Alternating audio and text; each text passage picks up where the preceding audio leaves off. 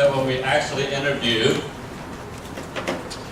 little children, one of the greatest satisfactions that they get is by pleasing their parents. You would not think so, but that's actually true. One of the comments that this young lad made when being interviewed by an adult about the process of raising their children through his parents, he said to his mother, and this was the comment that the parent made in the interview, his mother told the interviewer, "This is what my child told me.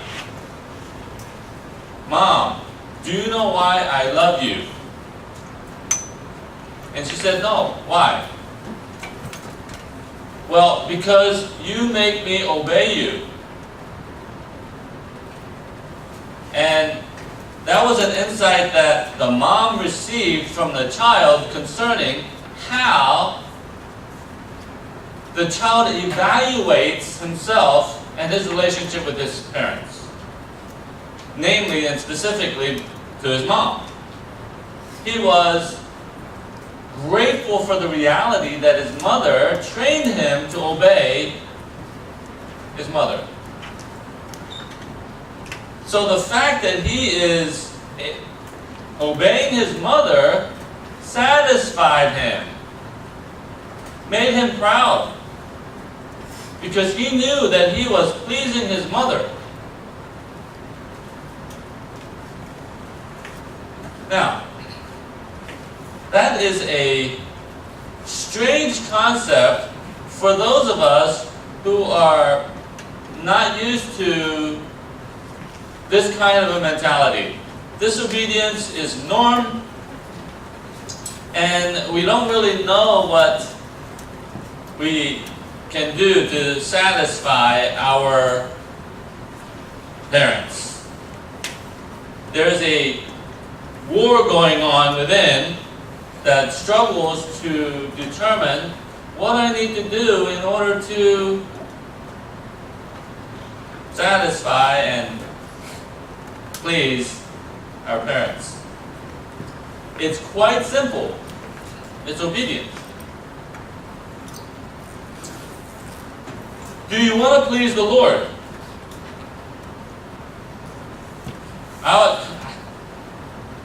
I should hope so, and I believe that you do.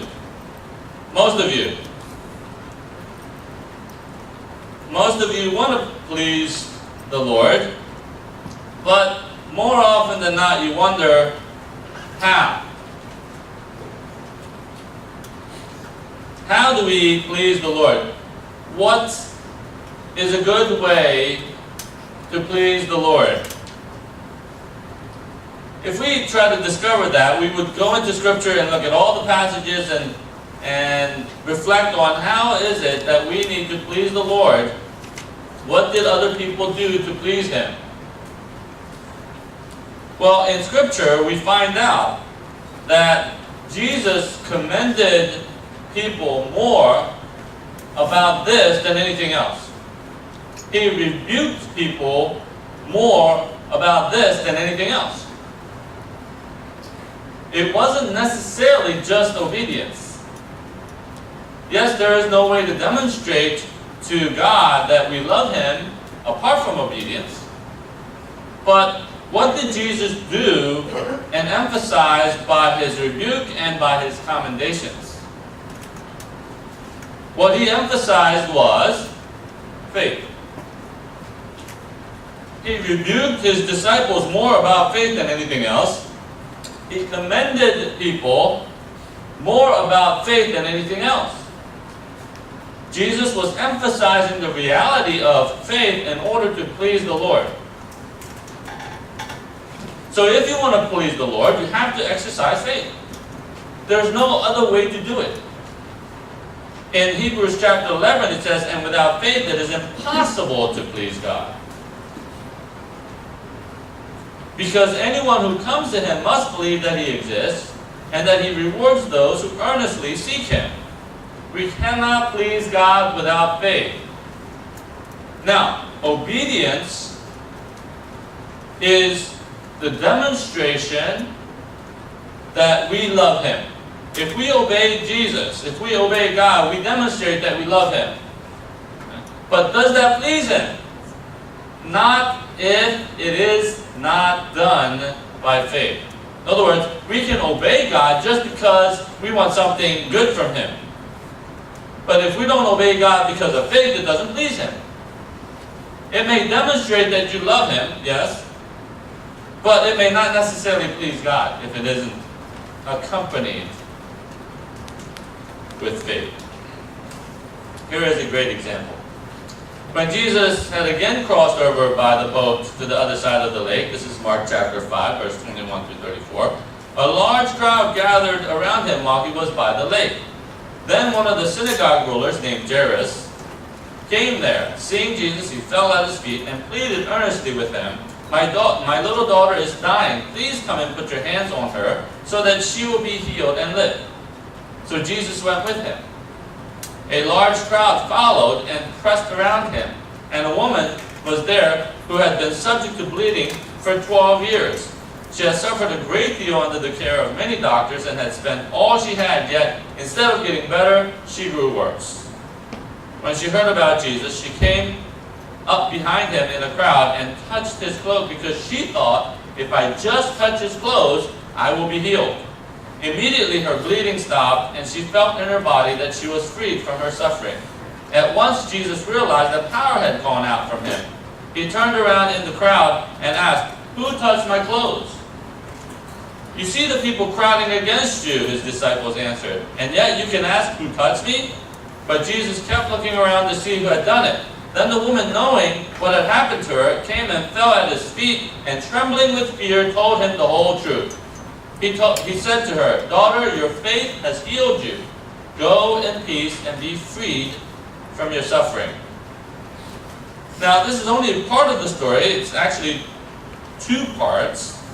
It's about the 12-year-old girl, Jairus' daughter, and this woman. But we're only going to deal with the woman right now, even though they go together, and I'll bring the two together next time.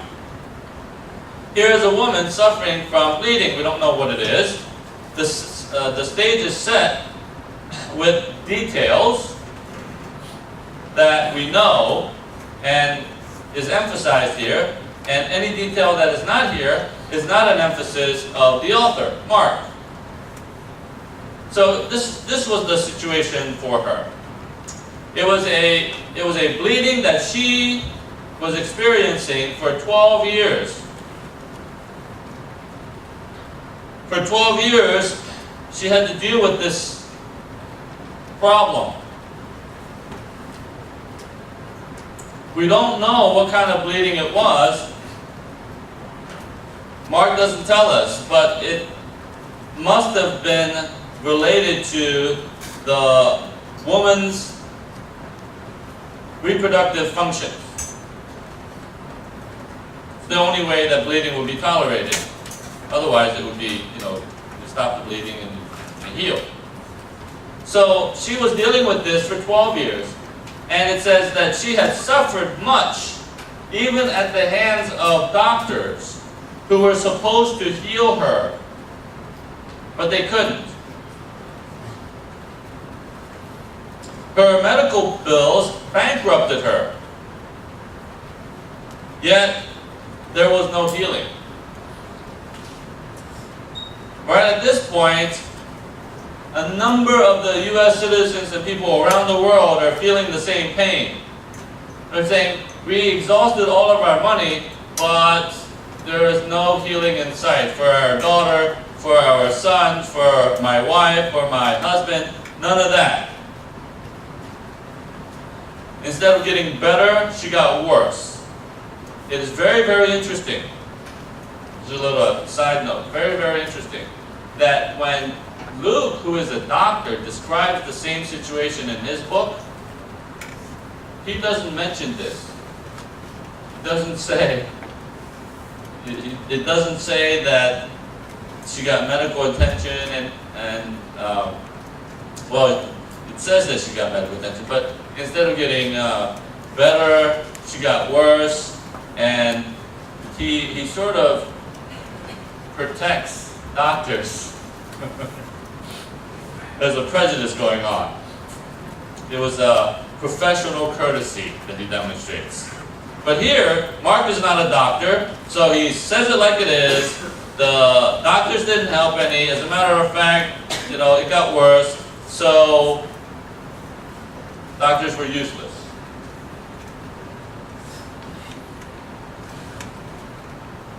She would have been actually better off not having spent the money, because she could have gotten worse by herself and still had all the money that she spent on doctors. So, here she is, no money, the problem got worse, and she is at the bottom, helpless and hopeless. But there was good news. When she heard about Jesus and his ability to heal, the woman sought him out. She thought she could be healed. Now that's really strange for a woman who had exhausted all of her money on doctors, and all of her hopes hang on an individual that she has not even met yet. She just heard about him. She believed that just by touching his clothes, she would be healed. And then when she did, of course, her bleeding stopped and she received physical confirmation that the healing had taken place. She felt it.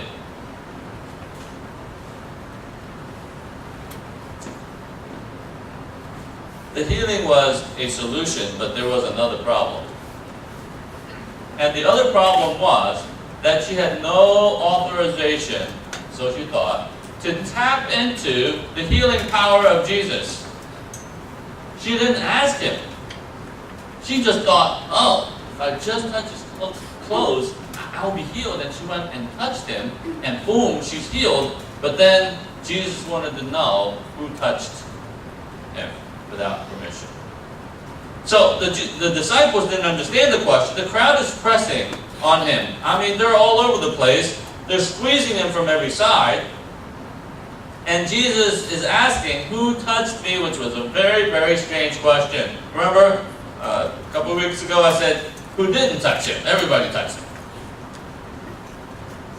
But there was something special about this touch, because Jesus said power had gone out from him. And we're going to investigate that a little bit. He said, who touched my clothes?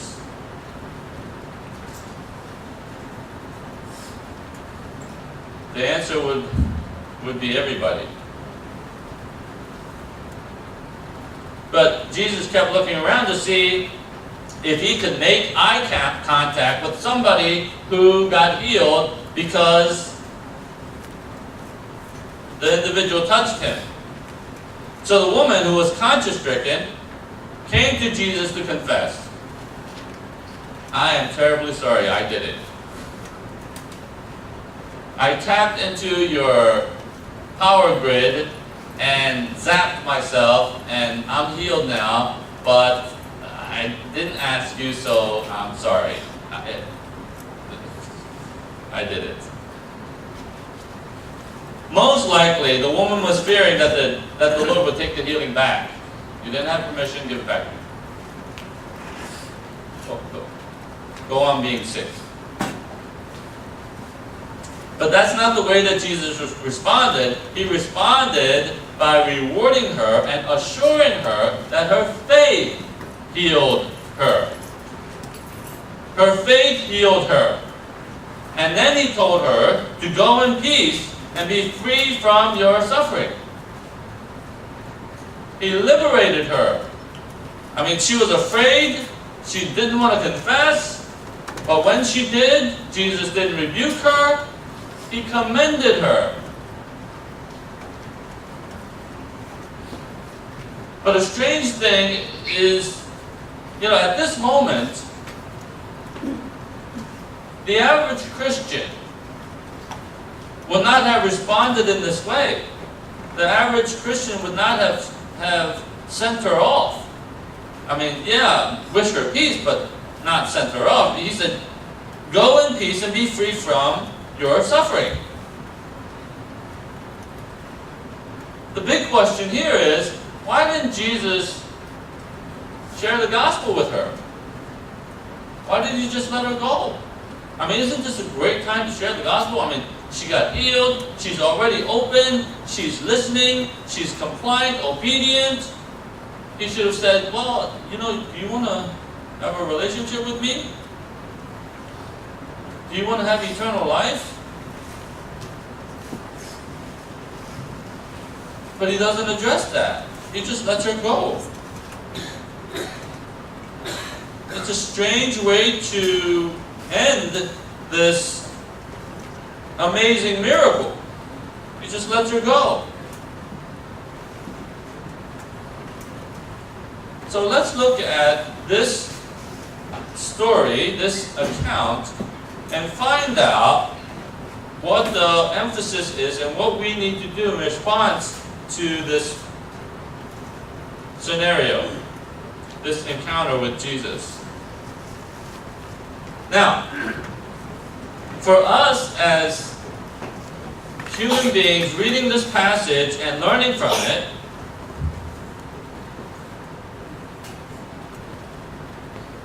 this passage demonstrates for us that we, as believers or non-believers, it doesn't matter, we should be looking for faith opportunities. So look for faith opportunities. In your daily life, look for it. What do I mean by that? Well, this woman tried everything, spent all of her money. She didn't get better, she got worse. She was desperate. What she didn't know while she was spending all of her money on the doctors was that Jesus could heal. That the power of God was available to her. So faith needs an opportunity. So if you don't have an opportunity to exercise your faith, then your faith is not going to be exercised. Okay? So for instance, let's say you want to be generous. You have, let's say, $200 that you want to give to somebody. Well, you need an opportunity. You need somebody who needs it. Somebody who's going to go on a mission trip, somebody who needs to pay, rent or needs to eat. Well, you need an opportunity. Well, for us, in this society, we have plenty of those. And just like that, faith needs an opportunity. See, if everything was going well, you wouldn't need faith. So, let's think about this. In the grand scheme of things, what did God create in the world? A whole lot of opportunities for us to exercise faith. So now you can't complain that you don't have enough opportunities to exercise faith. As a matter of fact, when we go back to the garden, when God commanded Adam not to eat from the tree, what is that? That is a faith opportunity. Because he had to be obedient to God based on the reality that God would provide him with everything that he would need.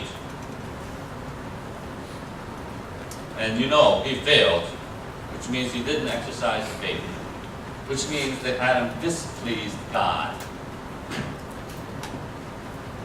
So if she wasn't sick, then she wouldn't have had to look for a doctor. She wouldn't have had to look for a solution. And she kept looking for a solution. She paid for a solution. But the solution never came. So the faith opportunity continued to grow. And it was only because she was suffering so much that she looked for a way out of her pain. And I'm sure that when she heard about Jesus and his ability to heal, her faith was aroused. Here opportunity to exercise faith. She wasn't thinking like that. It wasn't expressed that way. But her inner being probably leapt when she heard that Jesus could do this. And finally, the faith and the opportunity met. Look at the timing. She heard about Jesus at the end of a rope, not at the beginning. See, we don't know what her response would have been had she heard about the Lord from the beginning. Oh, Jesus, He can heal. I don't believe it. People are like being raised from the dead. There are demons being cast out. So what? We don't know if she would have responded positively. Maybe she would have said, hey, maybe I'll try him before any doctor. We don't know. All we're doing is speculating at this point if she had heard about Jesus at the beginning of her pain, of her bleeding. But we know that she found out about Jesus' ability after all of the other resources were pursued and tried. So here, the timing of it is, she's at the bottom, and the only way that the only thing that she had left was God. And we do this naturally. We put God at the bottom of the list instead of the top of the list. Everybody who's alive have always tried other things before they tried the Lord. Right? He's our last resort, not our first.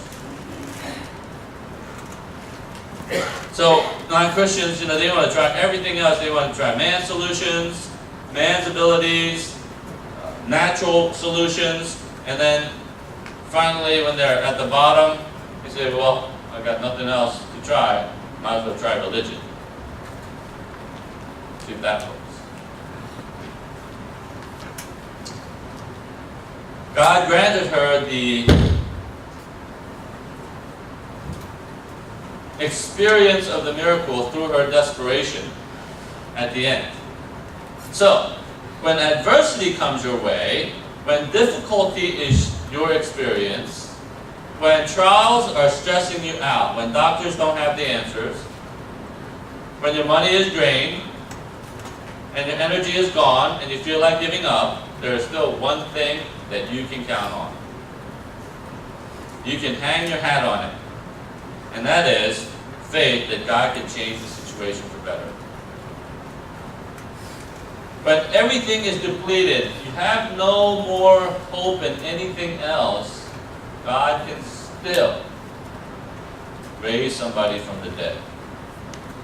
Because there is no hope after somebody dies, right? Humanly speaking. Done.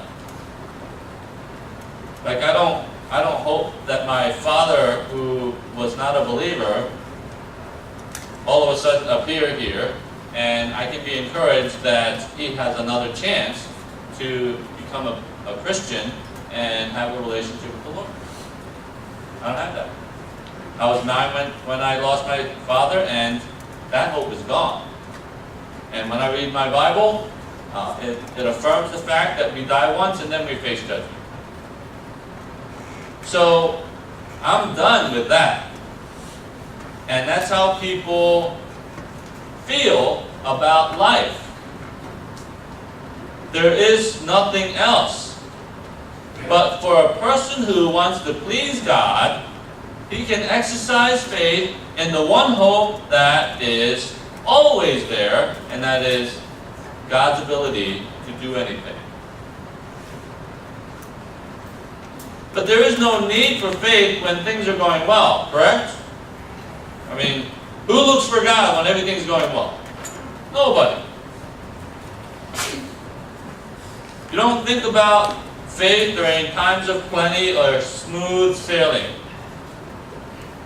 Only when difficult situation comes, then you go, I need something bigger, better, higher, greater, more capable. I need somebody who is all-powerful because this situation is impossible. And see, Mark from the beginning, has been demonstrating Jesus' power over everything. Demons, sickness, nature, death, whatever. And he's constantly demonstrating that Jesus is able to take care of all of those things. Right after this, as a matter of fact, is when he demonstrates his power over death by raising the girl from the dead. So, when difficult situations come, that's when we need, and we are almost automatically looking to a higher power. As I said, when 9/11 took place and the two towers came down in New York, everybody was praying.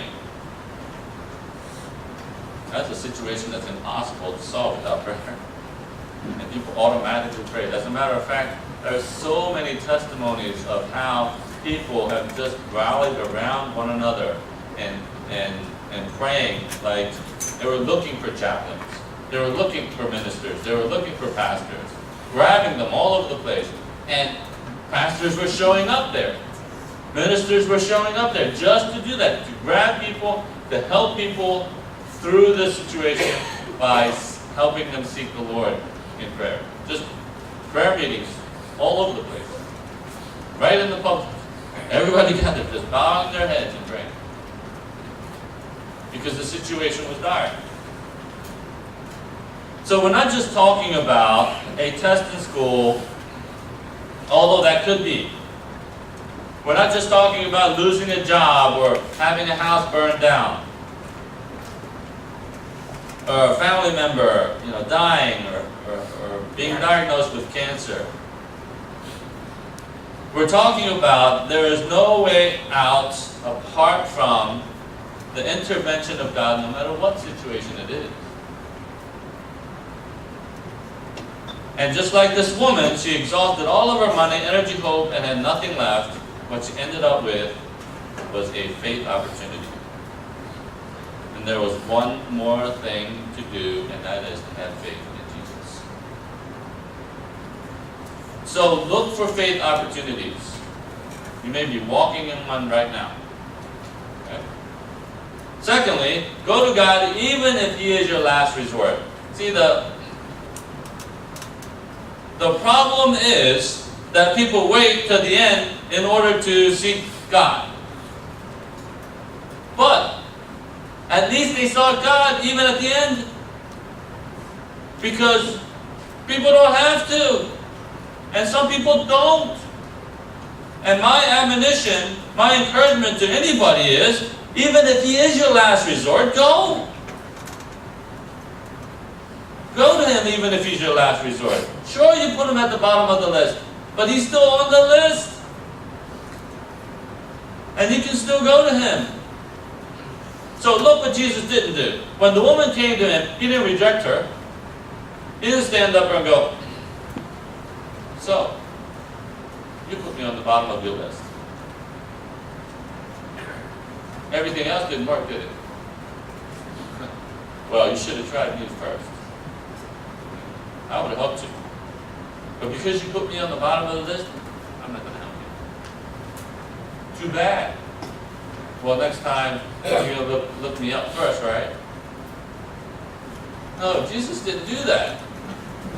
Jesus, although He was placed on the bottom of the list, still ministered to her. As a matter of fact, it's very, very strange because she didn't address Jesus at all. She didn't go to Him and say, "Jesus," like the man Jairus, "would you help me? Would you help my daughter? She's sick. She's about to die." There was no plea on her part. There was no question. There's no request. The healing was automatic. It was based on her, not on Jesus. I mean, Jesus had the capability, He had the power. But it was the woman who tapped into that power. There was an automatic reward for faith. That's strange. I mean, just think about it. There's an automatic reward for faith. Jesus didn't even know. He wasn't even aware.